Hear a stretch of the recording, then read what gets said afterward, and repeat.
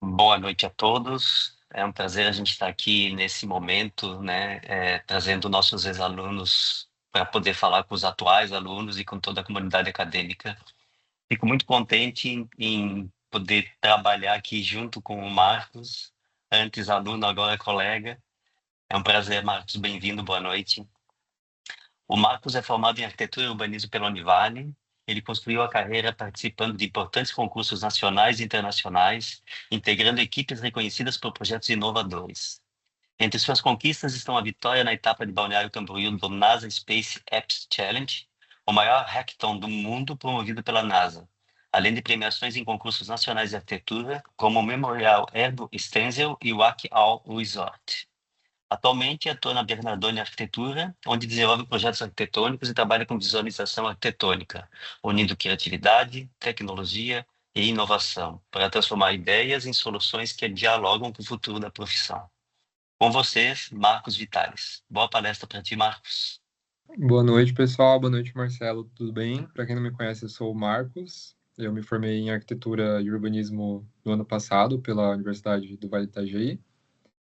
Eu fiz o meu TCC relacionado a uma base lunar e durante toda a minha trajetória eu tentei buscar bastante essa experiência não só dentro da universidade, mas também por fora, né? Por meio de concursos, por meio de hackathons e sempre buscando bastante essa experiência, né?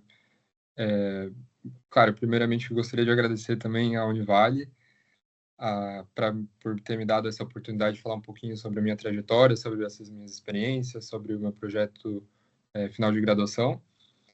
E, bom, é isso. Eu acho que a gente pode colocar a apresentação, que aí eu já dou início. Bom, daí eu venho justamente com essa pergunta, né, do porquê que eu projetei, então, uma base lunar no meu TCC de arquitetura. E essa pergunta, ela tem várias camadas, digamos assim, e eu quero, durante toda essa apresentação, tentar responder isso não só de uma forma mais direta, mas, ao mesmo tempo, tentar trazer um pouco essa realidade de como que é a experiência universitária dentro do curso de arquitetura. Não só na teoria, mas também na prática. Porque eu estive na posição de aluno lá no comecinho, pensando como que isso poderia ser integrado, como que isso poderia ser aplicado de fato, e por meio, né, de professores, incentivo de colegas, da família, enfim, a gente sempre vai se motivando cada vez mais. Eu quero também mostrar um pouquinho disso aqui nessa apresentação. Então aqui é só para mostrar como que vai ser a estruturação da apresentação. Eu quero primeiro fazer uma breve introdução sobre quem eu sou, falar um pouquinho sobre as minhas experiências em relação aos estágios que eu participei. Logo depois eu vou falar, então, sobre a trajetória acadêmica, falando mais especificamente sobre todos os concursos que eu consegui participar em grupo, sozinho, e também os hackathons, que também fizeram parte dessa experiência acadêmica e profissional. E por fim, então, daí eu vou falar mais especificamente sobre o meu projeto, que é o projeto Sagan, que fez parte, então, do meu trabalho de conclusão de curso. Bom, então, começando pelo básico, né, quem eu sou. Não sei se a maioria daqui me conhece, imagino que não, mas eu sou, bom, Marcos Roberto Baez Vitales, me formei em arquitetura, como eu comentei. Sempre pensei em fazer arquitetura desde pequeno, sempre falava que eu queria ser o Bob Construtor, então era algo que eu já pensava desde cedo. E logo no início da minha carreira ali acadêmica, né, dentro da universidade, eu tentei buscar muito explorar um pouquinho essas diferenças profissionais dentro da área, né? Então, o meu primeiro estágio foi voltado para paisagismo, que eu fiquei num escritório chamado Hausgarten, fiz vários projetos junto com a Crisleide Munhoz, que me deu muito suporte em relação a essa parte do paisagismo, me abriu a mente também para esse lado, coisas que eu utilizo até hoje, inclusive. Logo depois eu entrei para o meu segundo estágio, que aí já foi mais voltado para a área da arquitetura de fato, então com projetos técnicos, estudos de viabilidade, tanto é que eu estou nesse mesmo escritório até hoje, que é o Bernardone Arquitetura, o Arthur Bernardoni, que também é um aluno da Univale, inclusive. E sempre tive essa paixão pela astronomia, né? Essa coisa da astronomia que, inclusive, faz parte da trajetória e que eu vou falar também no TCC, tem a ver também com esse gosto que já começou antes mesmo do curso. Então, sempre li muito sobre, sempre pesquisei muito sobre, sempre me chamou muita atenção. Nunca soube como encaixar isso dentro da área da arquitetura. Daí, durante o percurso acadêmico, algumas coisas eu consegui encaixar. Bom, então, começando a falar sobre a minha trajetória, a minha primeira experiência foi com o concurso do NCD, que foi feito lá em 2021, um ano depois de eu já ter entrado na universidade. E eu peguei, basicamente, um projeto que a gente fez dentro da disciplina de arquitetura, de residência, no caso, que a gente tinha que fazer uma tiny house. Uma tiny house é basicamente uma casa com pequenas dimensões, mínimas, né, bem pequenininha. E a gente fez essa disciplina junto com o professor Eduardo Baptista Lopes, e foi ele justamente quem me incentivou a desenvolver esse projeto, pegar esse projeto acadêmico, aprimorar ele com os parâmetros do NCD, que é um concurso, né? E aí, a partir disso, eu submeter esse projeto para a avaliação. Então, acabei fazendo todos os moldes ali de acordo com o edital, desenvolvi melhor a parte de diagramação e submeti ele. Dessa vez não foi uma vitória, foi só uma participação, mas de qualquer modo foi um start ali que para mim foi bem importante. Aqui eu destrinchei um pouquinho para mostrar como que foi esse projeto, então eu fiz toda a parte de representação, né, mostrando como que essa casa surgiu, das formas geométricas principais, as plantas baixas. Logo em seguida veio o desafio Tramontina, que aí foi junto com a Univale, em parceria com a Tramontina, em 2023. Esse daqui foi o primeiro concurso que eu, de fato, participei com outra pessoa, que foi o André Felipe, que também estudou junto comigo por longos anos ali da trajetória acadêmica. E a gente decidiu fazer esse desafio porque, basicamente, a gente não tinha muito contato com a área de interiores e acabei pensando, por que não me desafiar um pouquinho e aplicar isso na prática, né? Tanto é que ali no edital eles falavam justamente para a gente pegar as peças ali que eles tinham no repertório da Tramontina e aplicar dentro de um living, que a gente poderia criar esse living do zero, mas que teria que ter todas as peças da Tramontina. Então foi basicamente isso que a gente fez. E então a gente fez o living Essenza. E a gente tinha que colocar toda essa representação gráfica dentro dos moldes também desse desafio, desse concurso. Aqui foi um dos primeiros contatos que eu tive com a especificação técnica, né, de peças, de modelos, como que a gente encaixa um modelo X da Tramontina dentro do projeto para seguir um conceito ao mesmo tempo. Então, foi bem interessante nesse sentido. A gente também desenvolveu muito aqui nesse desafio essa coisa da representação gráfica 3D para uma imagem. Então, foi muito positivo nesse sentido, tanto para mim como para o André. No caso ali do Tramontina, esqueci de comentar, mas a gente não recebeu também nenhuma vitória naquela vez, mas valeu a experiência. Aqui a gente tem o Concurso Nacional Memorial Herbo Stenzel, que ele já foi de um caráter um pouco mais abrangente, ele já foi em caráter todo, né, do Brasil todo, então várias pessoas do país poderiam participar, que estivessem fazendo arquitetura, e foi o primeiro concurso que ele já teve uma abordagem um pouco diferente, digamos assim. Esse aqui foi pelo convite do professor Eduardo também. A gente fez um grupo, eu, a Vitória Fitz, a Natália Wemuth e o Lucas Hadenreich.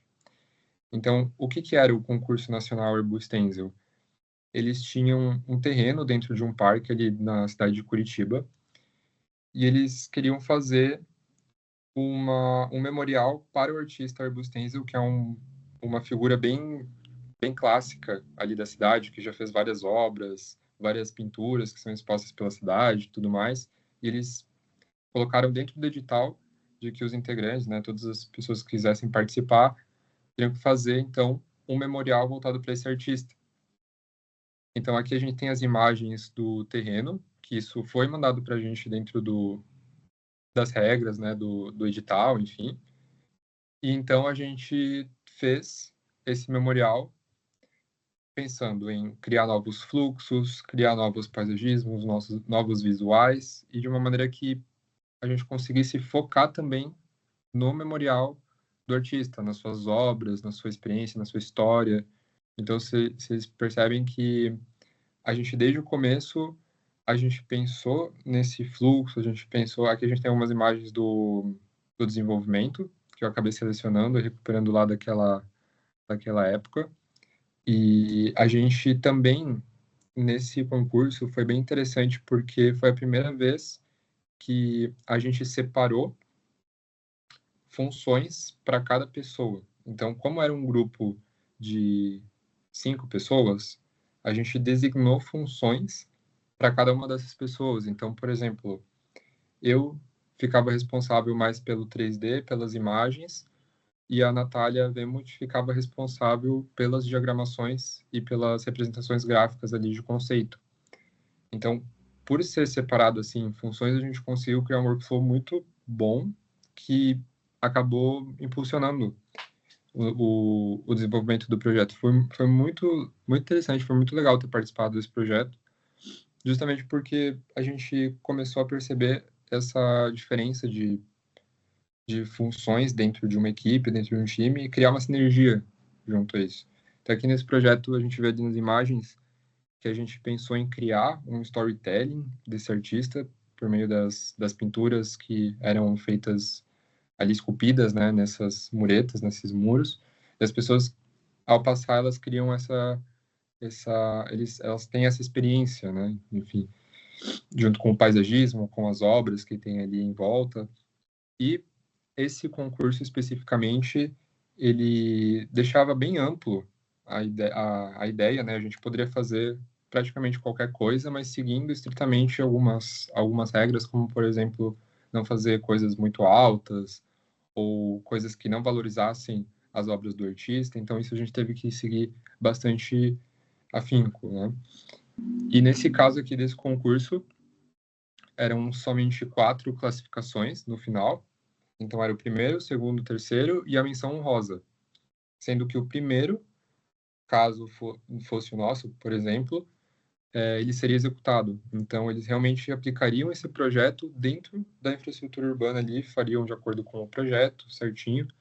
Então, é uma baita oportunidade, mas de qualquer modo a gente teve a honra de receber a menção honrosa diretamente ali dentro da prefeitura de Curitiba, pelas mãos do prefeito na época, o Rafael Greca, e foi realmente muito interessante. Assim, esse dia eu realmente pensei, nossa, que legal de estar dentro de uma prefeitura, de uma cidade, mostrando um projeto que a gente desenvolveu e que poderia fazer parte ali se tivesse ganho, né? Poderia fazer parte da cidade se tivesse ganho.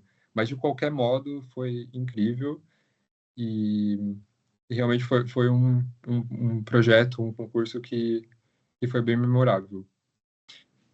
Esse concurso do Cubo, eu, eu até diria que ele foi um separador de águas muito grande, porque foi o primeiro concurso em que a gente teve uma experiência mais voltada para networking, com outros profissionais da área, e também com esse mundo do interiores, que até então eu só tinha a experiência ali dos outros concursos anteriores, como o da Tramontina, e a disciplina de interiores dentro do curso, mas nunca tinha aplicado de fato o interiores, né? O montar, a composição.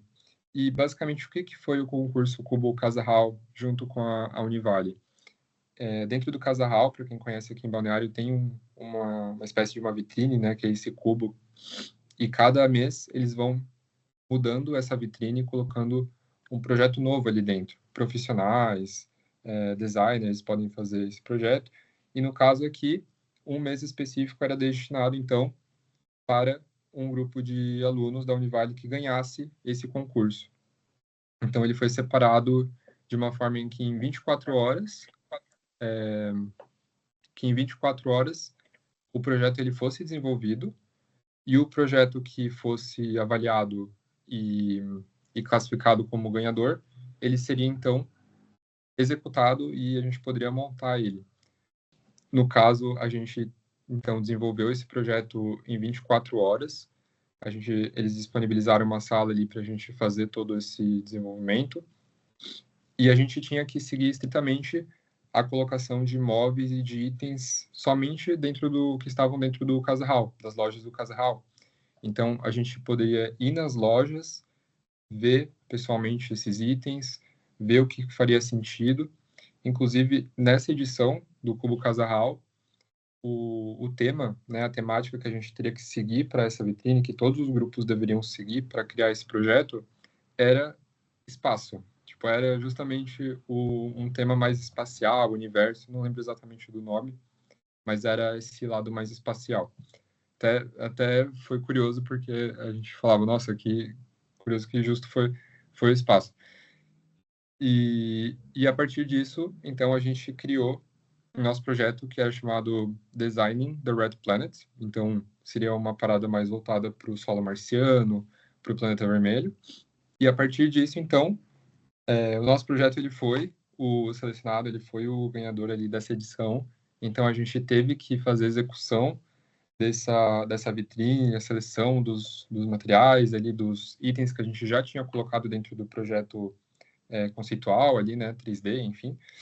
Então, a gente fez a escolha do tapete, a gente acompanhou a colocação desses itens, tivemos que ir nas lojas, escolher pessoalmente qual seria o quadro azul que a gente colocou no projeto. Então, todas essas coisas foram muito, muito interessantes. Era algo que realmente eu, particularmente, não tinha tido essa experiência até então. Mesma coisa, imagino, para o Felipe, que foi o colega que também participou comigo nessa edição, Felipe Nunes, e a Natália Vemut, que também tinha participado comigo nos concursos anteriores. Aqui só eu coloquei para a gente ver como que era, né, ali antes da gente receber o prêmio, que era no projeto 3D, e aqui como ele ficou dentro do cubo. Então, foi bem curioso, né, de ver, assim, o projeto saindo do papel e indo, de fato, para a realidade. Foi bem gratificante. Aqui com alguns itens que a gente tinha selecionado, então a gente foi para a Galeria Cosmos, a gente foi para Artefacto, para lojas ali dentro do Casa Hall, selecionando itens que faziam sentido com o projeto que a gente tinha feito, que a gente já tinha selecionado antes, na verdade, né? E foi ver pessoalmente se tinha disponibilidade, essas coisas. A gente até teve uma situação ali que a gente tinha colocado no projeto, mas ali na hora não poderia pegar o item, então a gente teve que mudar. Então toda essa logística a gente também teve que enfrentar, digamos assim, e foi muito bom, foi legal. Aqui a gente também teve a honra de participar do anuário do Casa Hall. Então, eles destinaram ali uma parte somente para a gente falar sobre o projeto, sobre o desenvolvimento, sobre os conceitos que foram utilizados. Então, eles fizeram fotos ali da vitrine, fizeram fotos da gente. Foi realmente muito, muito bom de ver isso também acontecendo e de fazer parte. E em consequência do Cubo, a gente teve algumas experiências que vieram logo depois, por conta dessa visibilidade, desse networking, e uma delas foi o convite que a gente recebeu da Por de Portas para fazer e realizar o showroom deles. Então, eles tinham ali uma loja, uma unidade que não tinha uma preocupação ali com a questão de composição, layout, eles precisavam desse showroom. Então, a gente foi convidado para refazer, né, essa parte, fazer o projeto, e a gente conseguiu também aplicar, de fato, ali como fazer, como trazer os itens, como selecionar, também ali do Casa Hall. Então, a gente teve uma grande oportunidade também de networking com outras empresas nesse momento. Aqui, as imagens do do projeto que a gente ainda estava desenvolvendo, testando algumas coisas. E, de novo, né, toda essa logística de levar, de trazer, de testar, a ligação da imagem da gente testando os assentos que tinham disponíveis. Então, foi foi uma correria, mas foi uma correria boa, porque era algo que a gente não tinha dentro do curso e que fazendo, então, parte desses concursos e dessas vivências, a gente acaba colocando em prática coisas que a gente às vezes nem tem noção de que poderia fazer, né? Então, foi bem gratificante e fazer junto isso com os meus parceiros ali. Aqui o convite que eles fizeram a respeito ali da palestra técnica que a gente também desenvolveu, foi essa palestra que a gente fez logo depois da entrega do showroom. Então a gente falou, explicou sobre o conceito, explicou sobre o projeto, sobre o desenvolvimento, e ter esse reconhecimento ali do pessoal da Pormad, como o pessoal que foi prestigiar, foi muito bom, foi realmente bem legal. A Denise, que esteve também ao nosso lado ali durante todo o acompanhamento, foi ela que nos convidou para fazer ali o showroom. Então, foi uma experiência muito boa e que abriu também portas para a gente participar de outros eventos futuramente, como, por exemplo, a DW, que, se não me engano, vai começar esses dias, a edição desse ano. Então, a gente teve a oportunidade de ir na feira da DW, junto com a Pormad. Então a gente fez um tour guiado junto com eles, conhecendo outros fornecedores de plantas, de móveis, de materiais de construção, de novas tecnologias ali da construção, de interiores. Então a gente teve toda essa experiência decorrente ali do Cubo, né? Então ver isso acontecendo foi muito interessante. E aqui falando sobre o concurso do NCD, a minha segunda tentativa dentro do concurso do NCD, que foi em 2025. Aqui, inclusive, eu já tinha começado o desenvolvimento do meu TCC. Eu já tinha começado a fazer umas pesquisas teóricas, vendo possibilidades. Eu já estava testando alguns protótipos de módulos, né, de técnicas construtivas. E em conversa junto com o professor Eduardo Lopes e o Stavros, eu tive a ideia de pegar todos esses estudos e reunir eles e colocar dentro dos parâmetros ali do NCD, que no caso nessa edição também era sobre o habitar, era uma temática mais voltada para habitação. Então nada mais melhor do que colocar todos esses conceitos que eu estava trazendo dentro do TCC para habitação dentro do concurso do NCD. Então separei todo o material de acordo com o edital, em relação à planta baixa, representação gráfica mostrando o conceito por trás, como que a forma ela surgiu. Então eu tive que mostrar também como que acontecia essa questão da modulação entre as unidades, que é algo que eu vou explicar melhor depois quando eu for falar sobre o TCC. Mas rapidamente aqui, para o NCD, eu também utilizei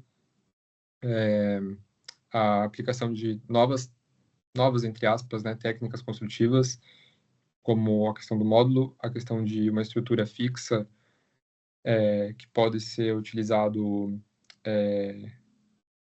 a estrutura do próprio foguete, a estrutura da própria nave, digamos, que vai até lá, e a partir disso fazer uma cobertura em impressão 3D utilizando o material do solo lunar.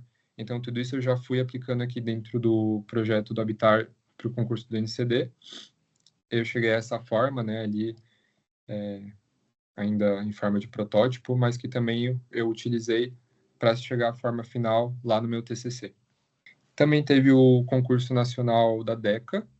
Esse concurso da DECA eu participei porque, como eu já tinha participado do Tramontina, eu pensei que seria, né, mais ou menos na mesma ideia e tudo mais. Tinha algumas coisas diferentes. Aqui no concurso da DECA, a gente tinha total liberdade de escolher qual categoria. Então, esse daqui eu fiz sozinho também, né? No caso, eu selecionei a categoria de estudante de ambiente refúgio de bem-estar. A gente, como alunos, poderia escolher entre fazer uma cozinha, entre fazer um banheiro, uma lavanderia. eu acabei selecionando um banheiro.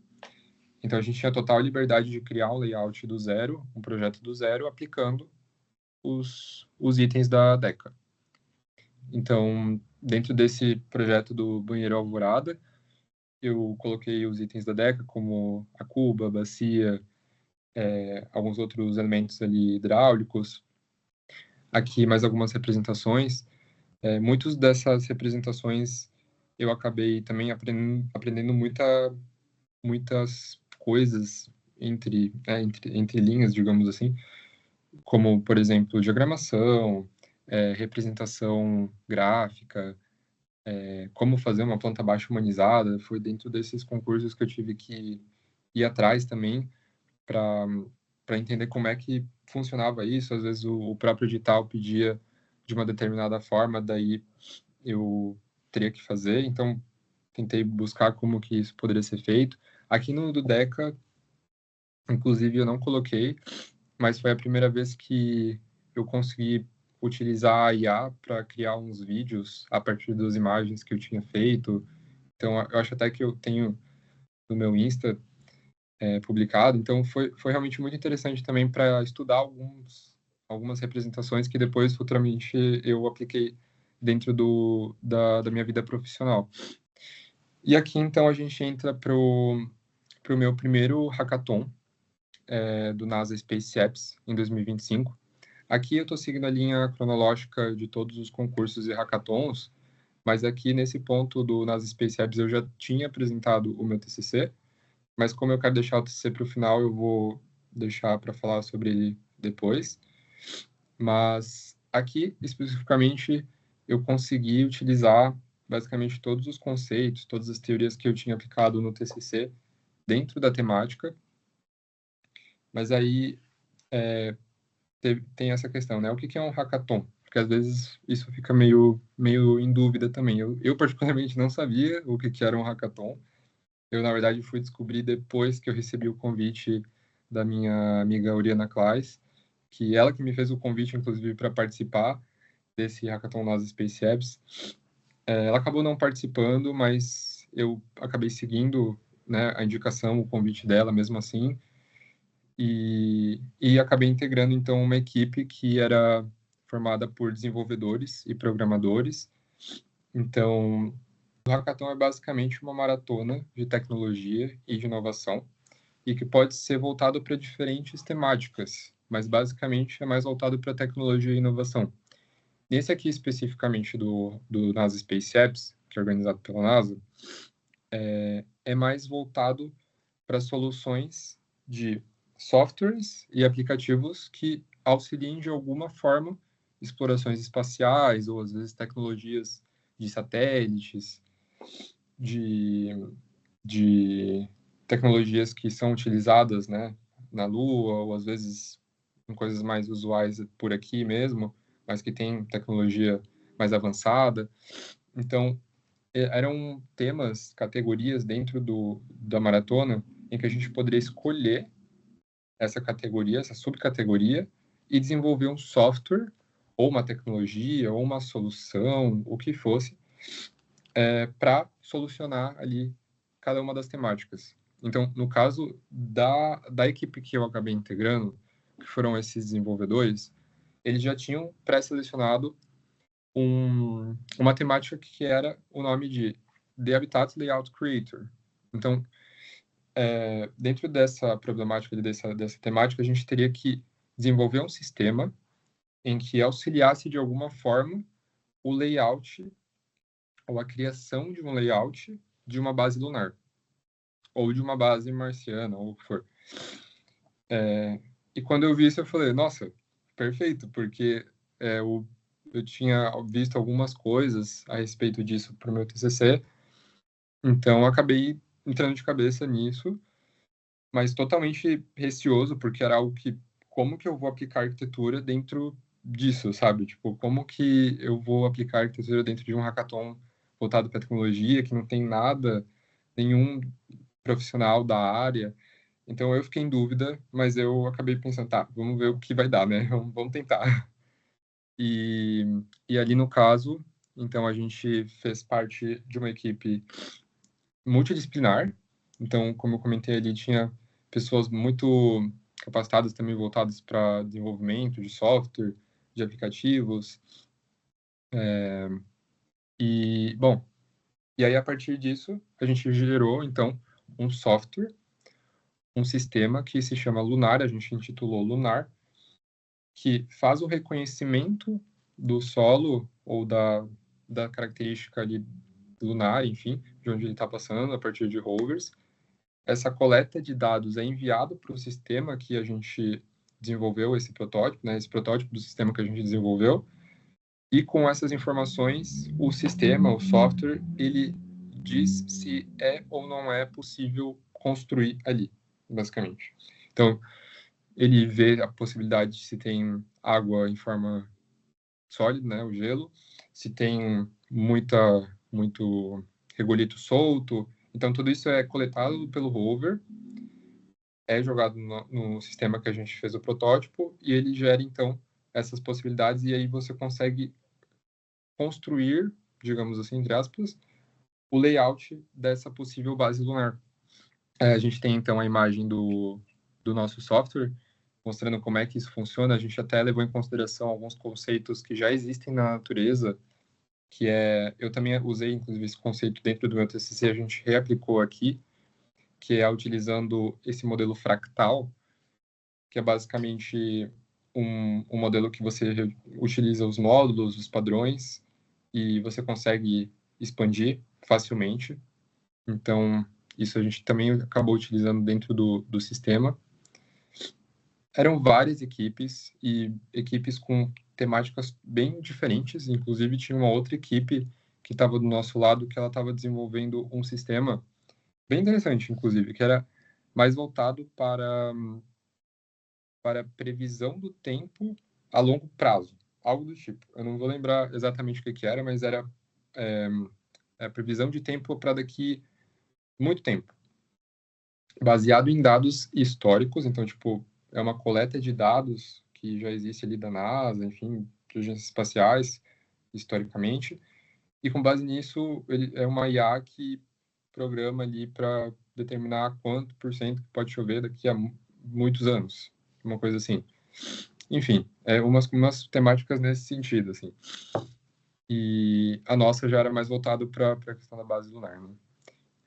E no caso ali já aproveitando para falar mais um pouquinho, a gente tinha que mandar um material também para o NASA Space Apps Internacional. Então, eles fariam essa seleção de vários projetos que eram desenvolvidos pelo mundo todo, inclusive esse NASA Space Apps, a gente teve 48 horas para fazer esse software, essas tecnologias. Todo mundo que participou teve esse mesmo tempo, e simultaneamente. Então, várias cidades no Brasil, várias cidades no mundo tiveram esse tempo para realizar esse software e enviar para a categoria global e também para as categorias regionais, como foi o caso ali do de Balneário Camboriú. Daí esse foi um dos vídeos que a gente enviou para a categoria global, para eles avaliarem. Tinha que ter um total... Não, mas ele não tem som mesmo, é assim mesmo. Era um videozinho bem curtinho, só para mudar a ideia. Mostrando ali o que eu tinha comentado. Ali, ó, o sistema em prática, então colocando os módulos em posição fractal, com os hexágonos, a posição dos módulos de acordo com a necessidade, então tudo isso a gente já teve que levar em consideração. Colocando os airlocks onde precisa. Os airlocks são áreas de despressurização, né? Ali o rover mostrando que ele identificou onde tem uma área que não é muito boa para inserir, então isso passa para o programa. Aí ele localizou onde tem gelo, então dá para colocar uma estação de ISRU ali, por exemplo, que é para a estação, uma captação de água a partir do regolito.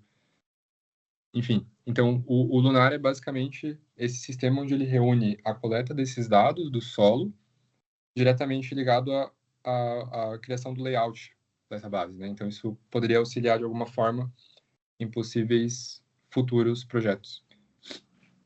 E, bom, ali no caso da categoria de Balneário Camboriú, se não me engano, foram 10 equipes que participaram. A gente teve o prazer e a honra de ganhar o primeiro lugar ali pela classificação regional. A gente não passou para a categoria global, mas de qualquer modo isso acabou possibilitando, de novo, todo esse networking, todo esse reconhecimento ali pela categoria regional. Então foi realmente muito interessante. Ali foi o momento que a gente recebeu, então, a primeira colocação.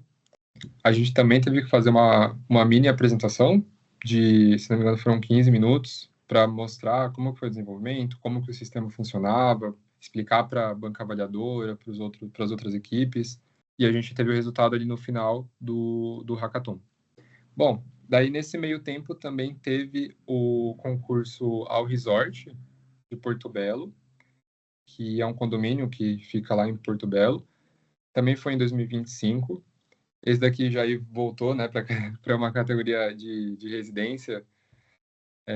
Também foi convite do professor Eduardo. A gente formou uma equipe com alguns estudantes, com outros arquitetos, incluindo a Natália, que já tinha feito comigo o Cubo, o Erbo. E aqui a gente fez as 5 residências que faziam parte do edital. Nesse concurso do All Resort, a gente tinha como escolher quais residências a gente teria que fazer. Então, cada categoria desse concurso, ele era uma residência, basicamente, com um terreno diferente. A gente poderia criar uma casa, uma residência do zero para cada um desses terrenos. Aqui, por exemplo, teve a Casa Bruma, que também foi desenvolvida. Então, a gente teve que fazer toda essa curadoria, a gente conversou bastante entre todos nós, cada um ficou responsável por uma função. Então, por exemplo, tinha uma pessoa dentro da equipe que era mais responsável pela parte de interiores, outras que eram mais responsáveis pela parte de representação. Eu fiquei, por exemplo, pela parte de paisagismo e por uma das casas, como um coordenador, digamos assim, daquela casa, lidando, né, as funções e tudo mais. Então, a gente conseguiu também criar um sistema ali entre nós para conseguir desenvolver todas elas, seguindo o prazo que esse concurso também teve. Se não me engano, foi um mês. Então, a gente teve um mês, mais ou menos, para desenvolver essas 5 casas entre nós. Aqui é uma sequência de slides mostrando um pouquinho dos projetos. Então, a gente teve que mostrar as plantas baixas, a gente fez diagramações esquemáticas mostrando um pouquinho da questão de conforto. Ali, a parte de paisagismo, que eu fiz a seleção ali das espécies, a colocação dentro dos projetos. De novo, resgatando aquela experiência inicial que eu tive lá no meu primeiro estágio com a Cris, na House Garden. Então, aplicando e resgatando tudo isso que eu tinha aprendido de novo nos projetos que podem ser executados, né? Aí essa foi a Casa Aurora, inclusive foi essa que recebeu a menção honrosa, que foi liderada pela Natália Wemuth, inclusive, também com a representação esquemática do partido, do conforto, a outra casa, da outra residência, a Casa Toró. A gente teve bastante tempo para discutir sobre o interiores também, então, além da fachada, que era uma das classificações, uma das categorias, digamos, que eles avaliavam dentro do julgamento, tinha também a área de interiores, que eles levariam em consideração, a materialidade. Então, tudo isso eles levariam em consideração para futuramente fazer a seleção entre eles e fazer as classificações entre todos os participantes. De novo, seguindo também um modelo de layout, de representação, tinha que ter todas as plantas, tinha que ter um número X de imagens, que eu não vou lembrar quanto que era, mas tinha que ter um número X de imagens, tinha que ter as representações gráficas. Então, tudo isso a gente também fez seguindo todo esse parâmetro. Casa Lísio.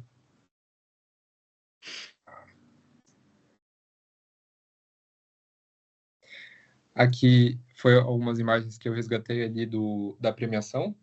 Então, além da gente ter entregue esses projetos, a gente também foi convidado para participar do evento de premiação.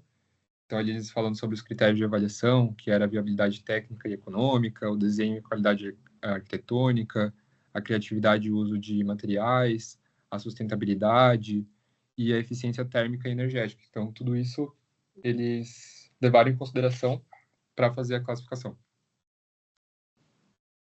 Então, aqui a gente ganhou, teve a honra de receber o mérito, a menção honrosa pela Casa Aurora, e para a gente foi bem gratificante, porque a gente conseguiu um prêmio dentro dessas casas que a gente fez. Também tinha uma classificação que era mais voltada para todas as casas. Então, como a gente fez todas as categorias, a gente também fez parte de um possível prêmio, que seria a categoria geral. Foi um outro escritório que ganhou, se não me engano, foi de Curitiba, mas que eles fizeram umas casas incríveis também, então totalmente merecido, mas também tinha essa classificação e a gente também estava ali fazendo parte disso. E aqui a gente tem o hackathon, o segundo hackathon que eu participei, que foi o ESA, o Actin Space, uma outra agência espacial, né, da Europa. E aqui também, mesma coisa, um hackathon de tecnologia e inovação, mais voltado para novos softwares, novas tecnologias que auxiliem nessa questão espacial. E aqui no do Actin Space ele tinha muito mais uma aplicabilidade mais usual, vamos dizer assim, com o uso de inteligência artificial e tudo mais. Aqui a gente também montou uma equipe que era multidisciplinar. Alguns dos participantes, que inclusive a Vitória, que me convidou para essa equipe, ela já estava lá nas Space Apps, ela me convidou novamente para esse daqui. A gente participou, eram várias, se não me engano, eram 10 equipes também, nesse do Actin Space. A gente fez ali em 24 horas, diferente do NASA, a gente teve 24 horas para fazer o software. Foi mais puxado, foi realmente bem puxado.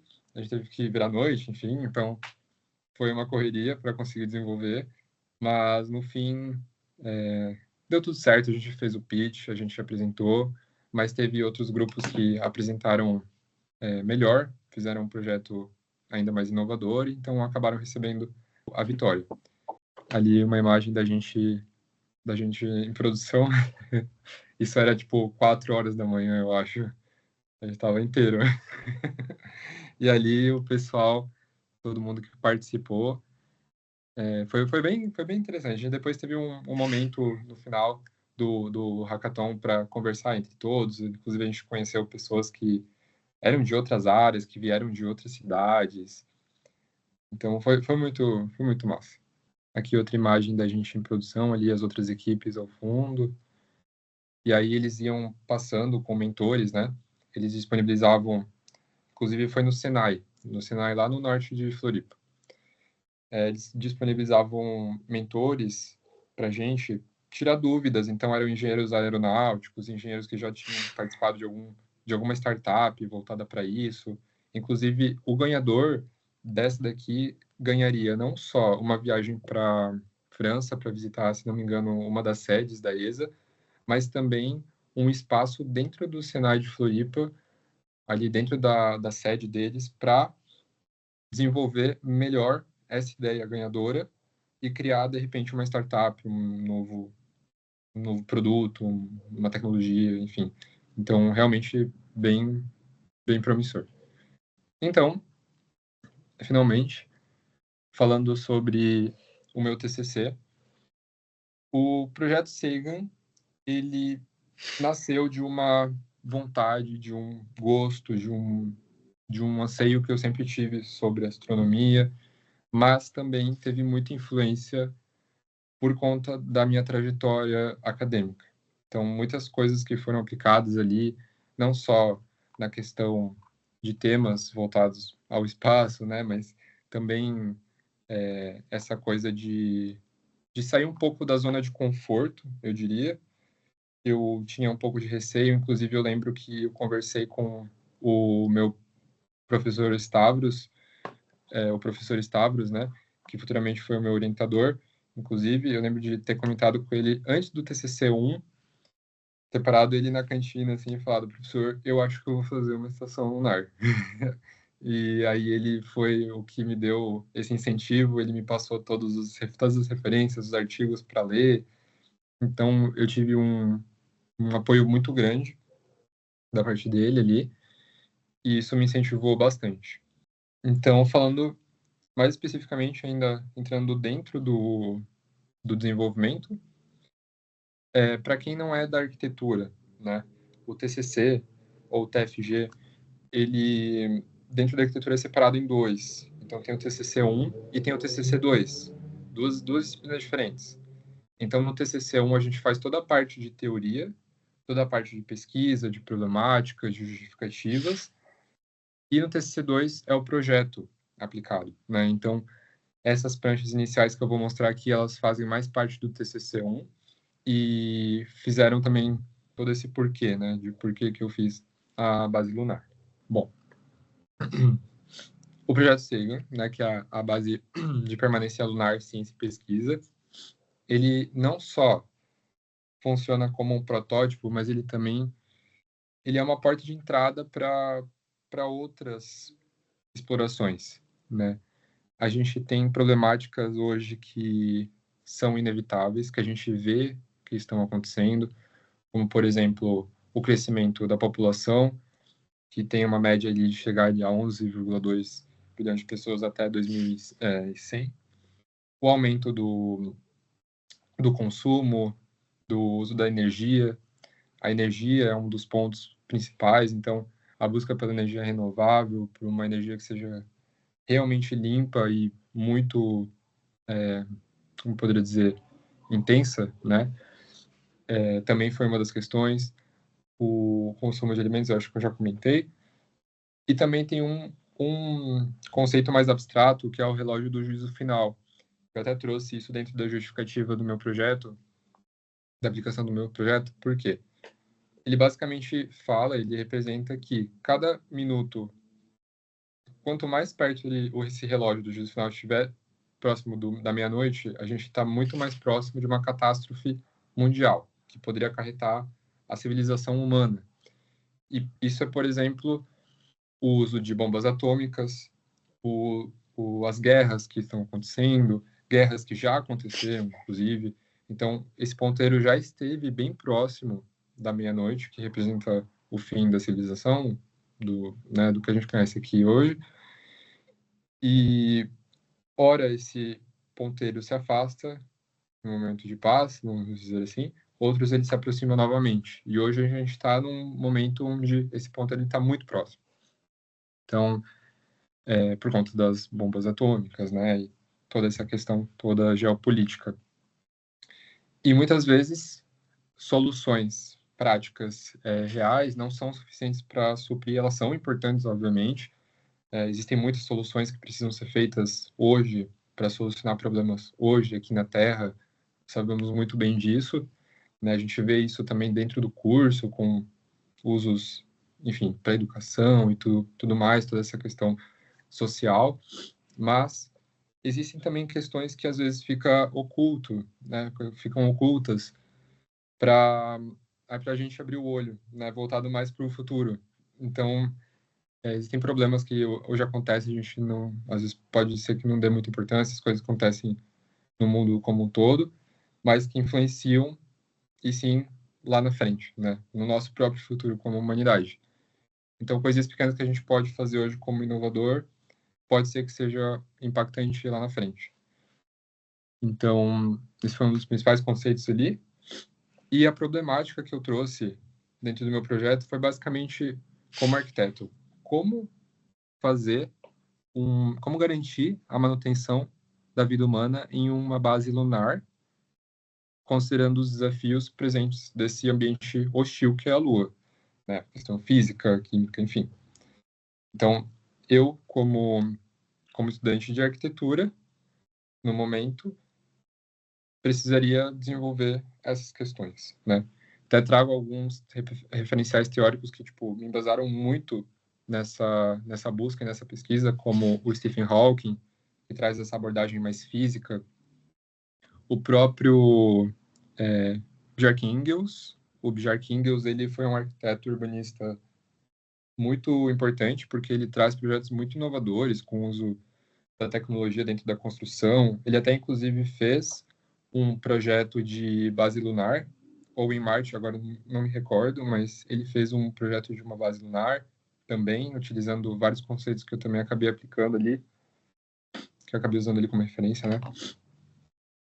E, claro, o Carl Sagan, que é o que tem o nome ao projeto, onde ele traz uma abordagem muito mais social, filosófica também, e faz umas questões mais voltadas a isso, assim. Nessa segunda prancha, a gente traz mais a respeito dos conceitos dentro do projeto. Então, aqui, no meu caso da base lunar, eu trago alguns conceitos como, por exemplo, o faseamento, que nada mais é do que mostrando como o projeto ele vai ser executado, como que ele vai ser feito.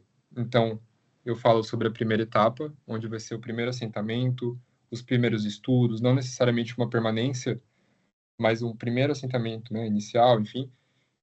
A segunda etapa já seria onde o meu projeto ele está colocado, então já seria um assentamento um pouco maior, com a permanência, com estudos, com a implantação de laboratórios, lançamento de satélite, de foguetes, mas ainda não necessariamente uma colonização, né? Que aí já seria a etapa 3, que aí sim seria a colonização.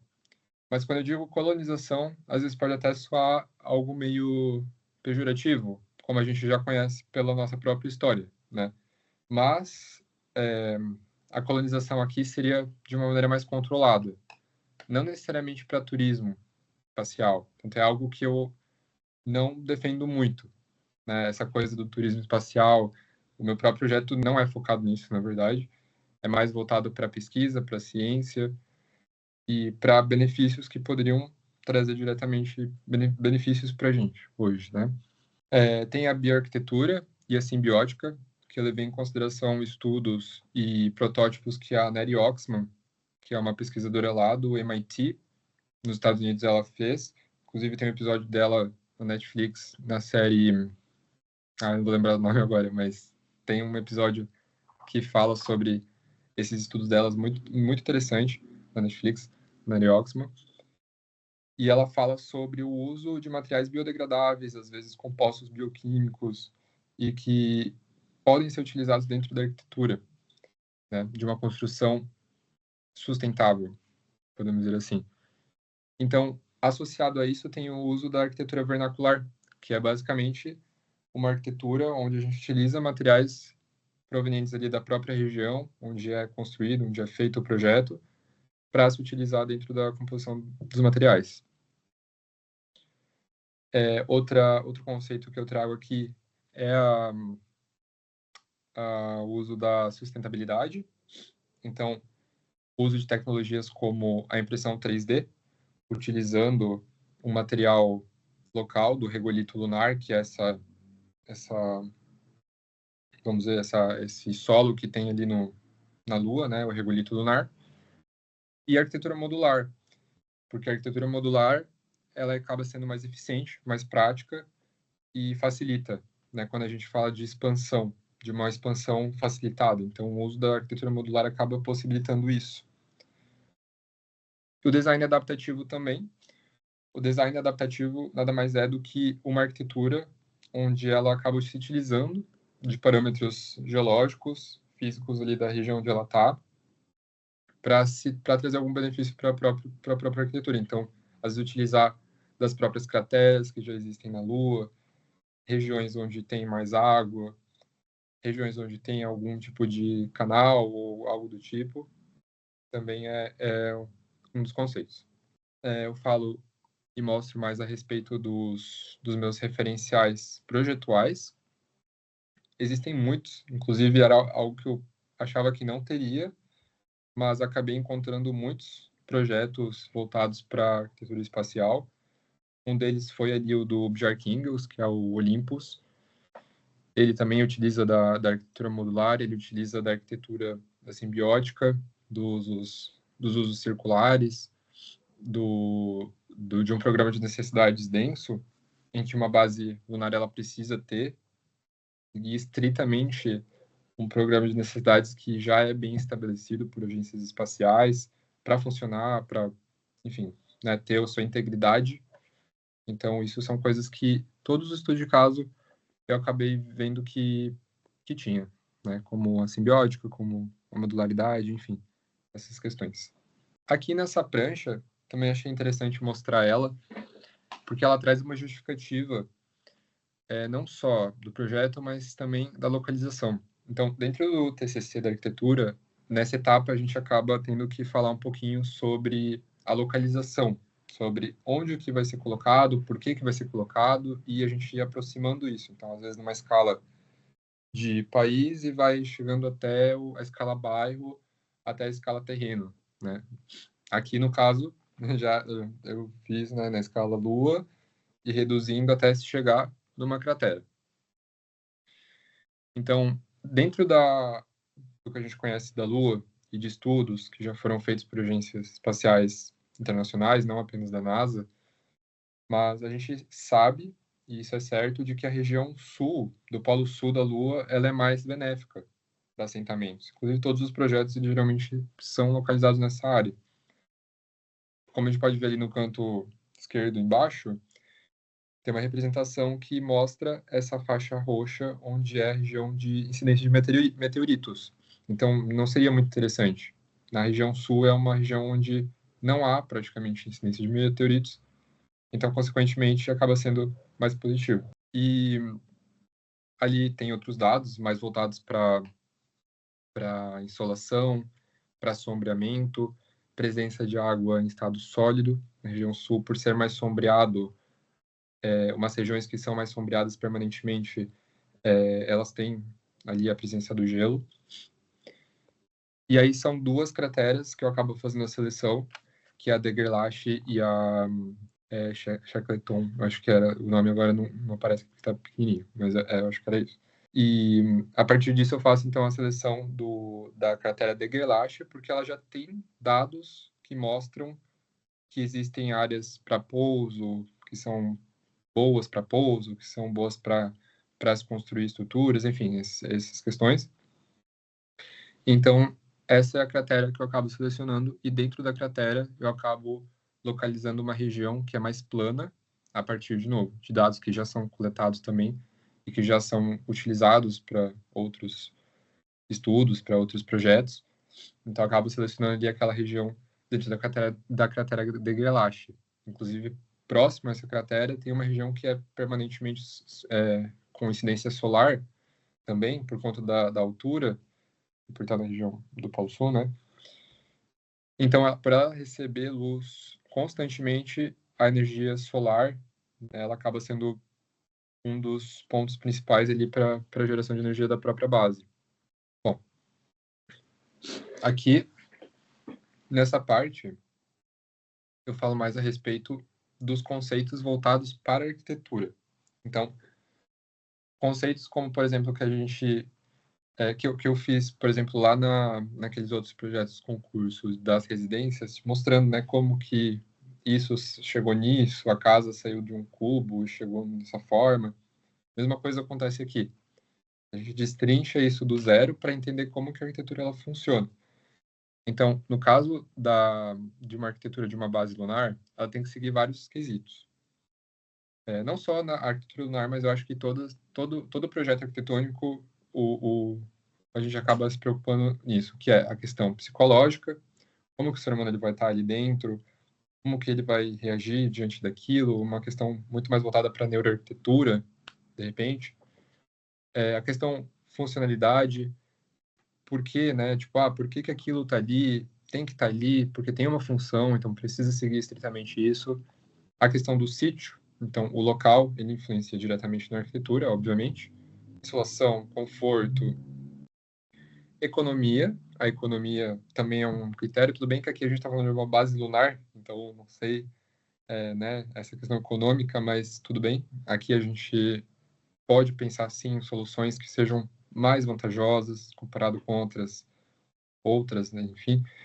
A tecnologia, então, de novo, resgatando materiais que podem ser mais benéficos, uso de uma técnica construtiva que seja mais tecnológica, que acaba trazendo mais eficiência, e, por fim, a categoria mais estética, né? A composição disso tudo. Vai afetar o visual do local, vai afetar, de repente, a composição que já existe ali.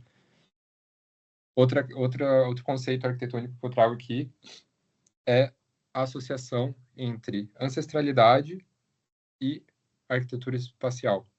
Está ali embaixo, na esquerda embaixo, faço essa associação direta, como, por exemplo, a modularidade e a vernacularidade das ocas, com a utilização da terra, da argila, para a construção das casas dos indígenas.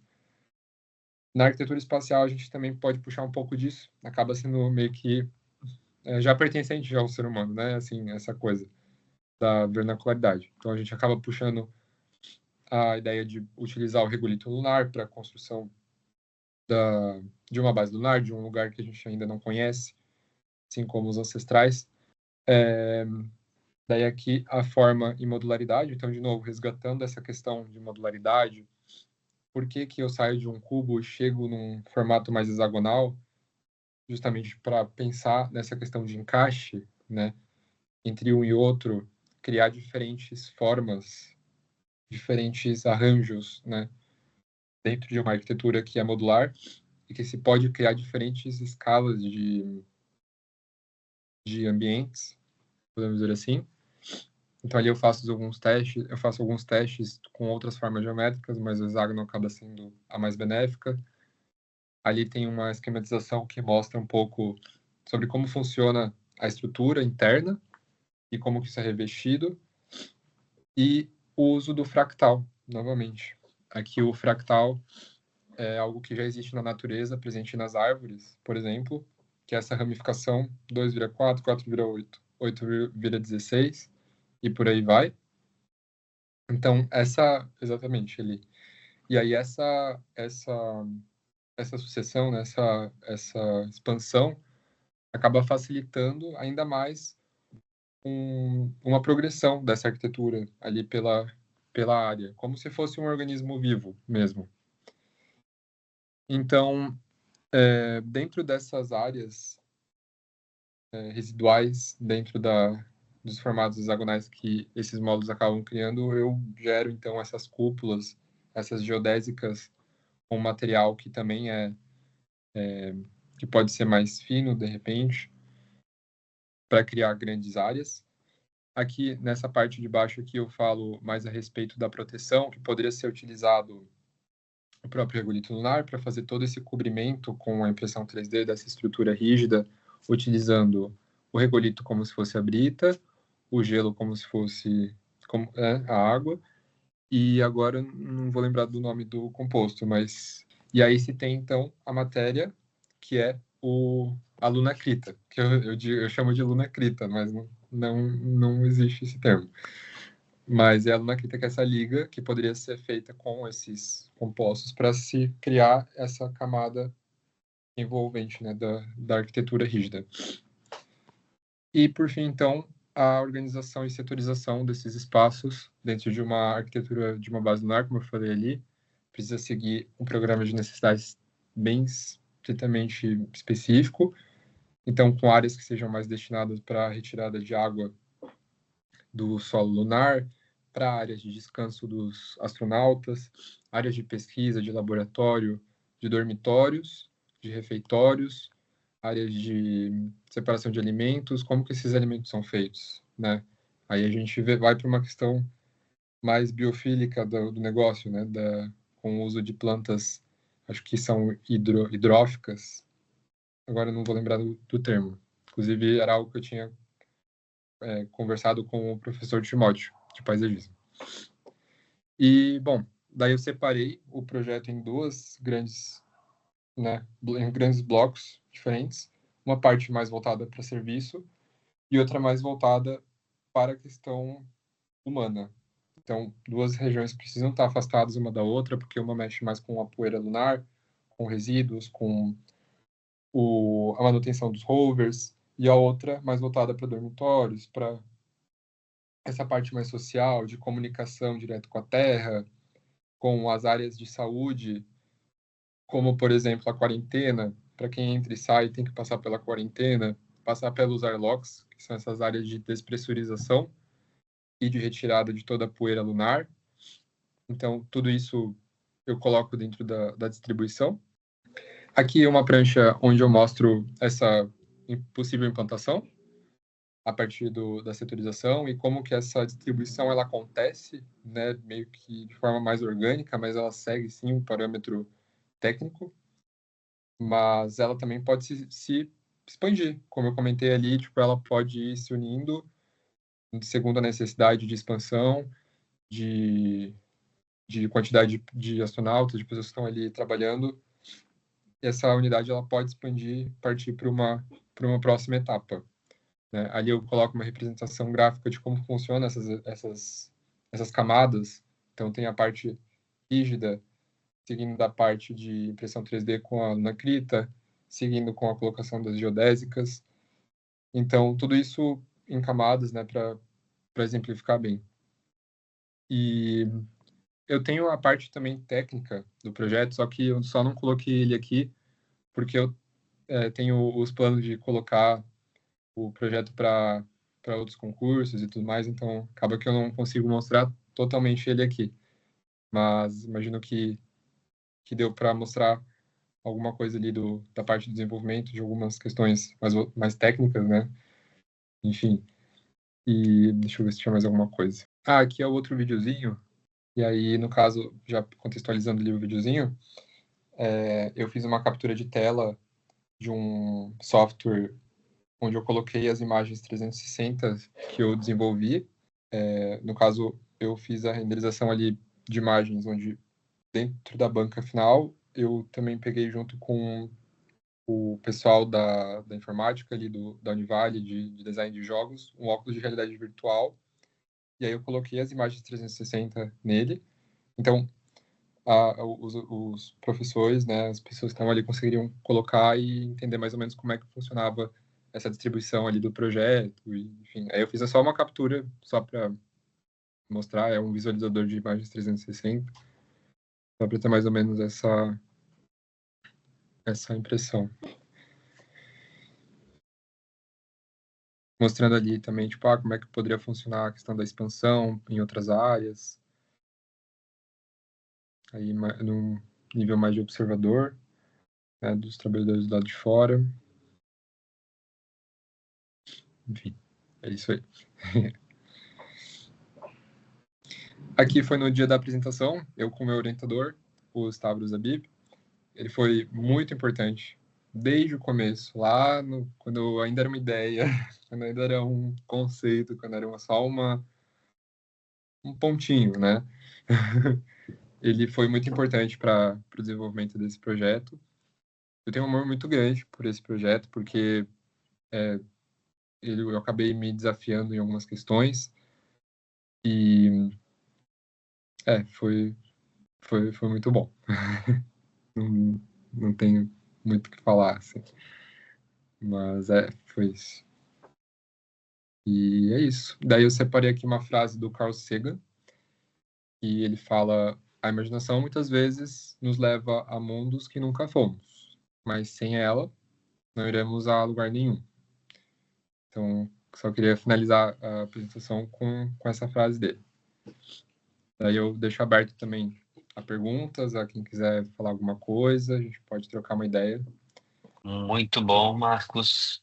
Tá de parabéns pela tua explanação, pelo teu trabalho, tá? Eu pude acompanhar a tua trajetória aqui dentro, um pedaço dela, e eu fico muito contente de poder ter participado, mesmo que mais Uhum. indiretamente, né, desses processos, mas é muito bom quando a gente vê um aluno que se dedicou bastante, que tentou ir atrás de outras tarefas, outras participações dentro do curso, e não só aquela coisa da sala de aula, do ensino e tal, e além disso. Então, assim, isso fica de dica, tá? A faculdade tem muito mais do que só a sala de aula, né? Não que a sala de aula não seja importante, óbvio que é o que mantém tudo funcionando, mas querer mais, ler mais, ir atrás de outras coisas, isso é muito importante. O Marcos é uma prova de que isso realmente funciona, tá? Eu queria ver agora com a Bárbara Se tem alguma questão, alguma pergunta. Nós temos uma pergunta do Lucas. Ele pergunta se nessa equipe da qual você fez parte, vocês tiveram a oportunidade de desenvolver sistemas para o ar, para respirar, dentro das estações. Outro detalhe, desta base lunar criada por vocês, existe a possibilidade de explorar outros planetas? Ou é só um projeto arquitetônico de uma base lunar? Só, entre aspas, né? Muito bom, muito bom. Inclusive, essa questão ali dos outros planetas é algo que eu também levei em consideração ali na hora da pesquisa. Eu acho que isso já seria uma etapa futura dentro de um projeto como esse, se fosse aplicado nesses moldes, enfim, né? Como eu comentei ali, a Lua, nosso satélite natural, ela serviria como uma porta de entrada para a gente explorar esses novos astros, né? O mais próximo, hoje, que pode ser que aconteça, é Marte, né? Com as missões Artemis. Inclusive, teve uma última missão da Artemis agora, acho que todo mundo ficou sabendo que foi essa órbita que teve em volta da Lua. E a próxima, inclusive a próxima missão Artemis, que se não me engano vai ser ano que vem, já vai ser para pouso na Lua. Então, aos poucos, a humanidade ela está caminhando nesse sentido, né? Daqui a pouco pode ser Marte, daqui a pouco pode ser outros, quem sabe, né? Enfim. E imagino que essa permanência, né, quando a gente fala de permanência na Lua, de novo, não é falando sobre uma coisa muito de lazer, de turismo espacial, mas é muito mais para essas novas pesquisas, porque se a gente for falar de uma maneira mais física, tem aquela questão da aceleração gravitacional. Não lembro exatamente do termo, mas para a gente sair da gravidade da Terra, a gente precisa gastar uma quantidade de combustível, de energia muito maior se a gente tivesse que sair a partir da Lua, por exemplo, para sair em direção a um espaço interestelar, né? Então, tem as questões físicas, tem as questões econômicas, né? Mas eu acho que a Lua seria esse ponta, esse checkpoint, digamos assim, né? Para ir mais além. E aí tem a outra questão da filtragem do ar, né? Isso é uma tecnologia que, assim, não é ainda desenvolvida, até porque se fosse realmente desenvolvida e aplicada, acho que seria realmente muito inovadora. Mas a gente leva em consideração alguns estudos que já estão sendo feitos. Tem eu não vou me lembrar agora, mas tem uns estudos relacionados a plantas biofílicas, se não me engano é isso, que fazem essa filtragem de ar, né? Mas às vezes só isso já não seria o suficiente, então teria que usar filtros que utilizam placas de carbono, ou um composto químico que eu também não me recordo, mas eles fazem essa filtragem, fazem o papel como se fosse uma planta fazendo fotossíntese, só que numa escala maior. Basicamente isso. Daí eu não sei responder assim de forma mais exata essa questão, mas consigo contribuir isso daí. Eu não sei, pelo que a Bárbara me falou, não tem mais perguntas, não apareceu mais nenhuma pergunta, mas mesmo assim, Marcos, eu Uhum. volto a reforçar que o fato de tu fazeres algo fora da caixa, digamos assim, algo que a gente, fora do comum, né? Aquilo que a gente sempre pensa que é o comum, é trabalhar em alguma coisa aqui, eu acho que isso já é bastante válido. A gente mostra que o curso, que a arquitetura em si, no caso agora, porque tu és arquiteto, é, ela tem uma gama absurda de opções e tu demonstrou isso Uhum. com muita qualidade, tá? E isso vale também para outros cursos.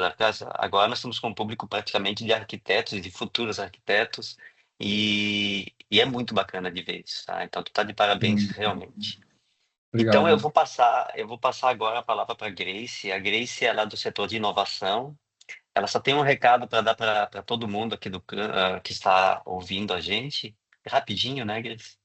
Fique à vontade. Isso, muito obrigada, professor Marcelo Galafazzi. Muito obrigada também, Bárbara, pelo auxílio aqui. E parabéns, Marcos. Você arrasou demais nessa trajetória, linda de se ver, né? E é muito legal quando a gente vê essa trajetória sendo construída e a universidade fez parte disso, né? Conseguiu construir essa tua história. Bom, eu acho que é super oportuno o recado que eu estou aqui para dar, né? Mais uma vez, queria agradecer o espaço, nesse evento da Alumni. Nós estamos na nossa nona edição já do Prêmio Univale de Inovação. O Prêmio Univale de Inovação, ele é um prêmio que ele acontece anualmente e ele incentiva justamente iniciativas, né, e projetos que saem assim do papel como o teu, né? Projetos que têm como objetivo incentivar aí a inovação, o empreendedorismo e trazer oportunidades para que vocês se tornem aí futuros empreendedores, né? O prêmio esse ano ele ganha o nome do professor Fábio Zaborro-Tausen, em homenagem a ele, o nosso diretor de inovação, e é realizado pela Pró-Reitoria de Pesquisa, Pós-Graduação, Extensão e Inovação, e é realizado ali operacionalmente pelo Hub de Inovação. Então, o prêmio de inovação, vou falar rapidamente então, tá? Nós estamos na nossa nona edição, ele é um prêmio que acontece anualmente, como eu disse para vocês, para incentivar os egressos, né, os alumnis nossos todos, os alunos também, professores, pesquisadores, toda a nossa comunidade interna. Ele começa hoje a inscrição, vai até o dia 20 de setembro, tá? E esse prêmio, ele tem várias categorias, tá? Como eu falei para vocês, toda a comunidade interna e externa, a egressa também pode participar. E aí a gente tem duas categorias. A gente tem uma categoria que é para ideias e temos uma categoria para produtos e serviços. Então, podem participar desde projetos que são ideias iniciais de inovação até projetos aí maravilhosos com protótipo, como é o caso do projeto do Marcos aí, que foi vitorioso aí em vários concursos, né? O projeto Sagan, tá? Então, ele tem essa possibilidade.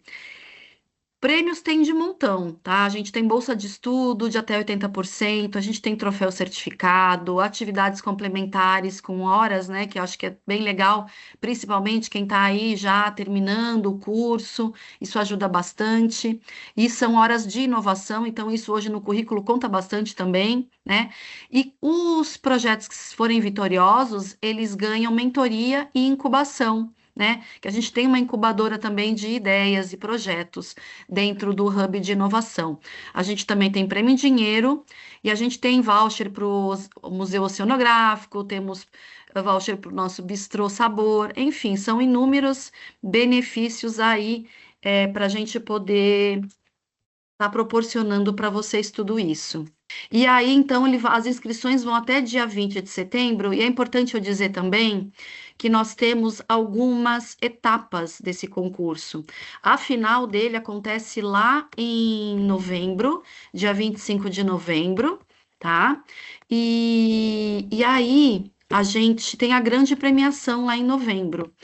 Durante todo esse percurso, a gente pode pensar, poxa, eu tenho uma ideia inicial, mas não sei como desenvolver. Durante as etapas, que são 3 etapas, a gente tem mentorias, né? Então, a gente oferece isso para os alunos, para que eles possam estar aprimorando os seus projetos, e isso é super importante, né? E aí, então, na final, a gente consegue, enfim, classificar e premiar 10 equipes, tá? Entre ideias e projetos que sejam de produto ou serviço.